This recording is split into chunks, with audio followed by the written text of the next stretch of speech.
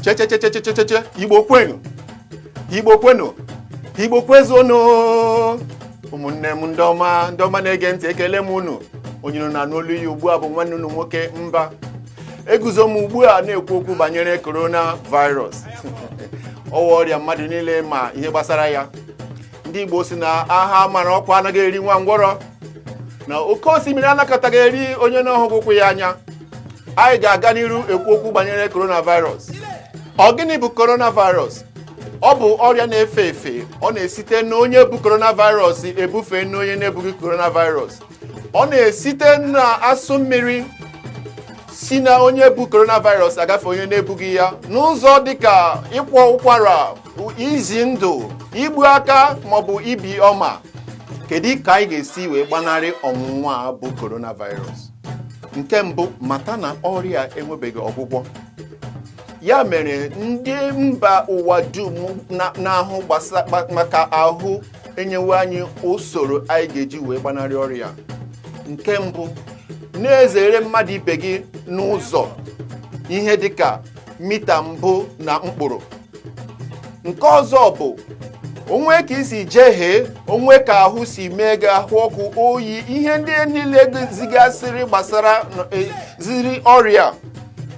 Mee onwe gị n'ọrụ nke gị nọrọ iche ebe ndị ọzọ na-adịghị ka ị hapụ ibunye ya ndị ọzọ. Nke ọzọ bụ dịka obodo nyere iwu ka mmadụ ọbụla nọrọ n'ụlọ, agala ọhịa, agala ubi, ma ọ bụghị na ị na-arụ ọrụ gbasara ndụ na nri, ihe dị mkpa mmadụ ji ebi ndụ. Nke ọzọ bụ ikpuchi ihe n'ihu gị dịka obodo nyere iwu maka mgbe ka ị hapụ ibunye ya onye ọzọ ma onye ọzọ ebunyela gị ya ọrịa. Nke ọzọ bụ ọ dị mkpa nke ukwuu na ịkwọrọ aka gị mgbe ọ bụla ị matara na imetụla ihe maọbụ mmadụ ibe gị aka. Ọ dị ya kweme emetụla aka gị n'ihu kwamgbe.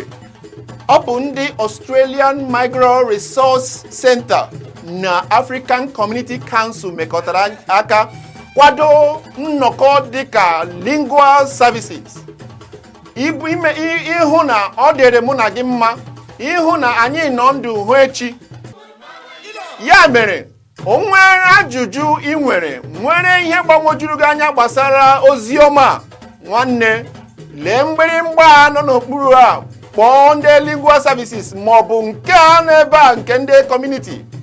Nwanne, ọ dị mkpa ka mụ na gị nọrọ ndụ hụ echi. Dịka m kwuru, onye osimiri anaghị eri onye na-ahụghị ụkwụ ya anya.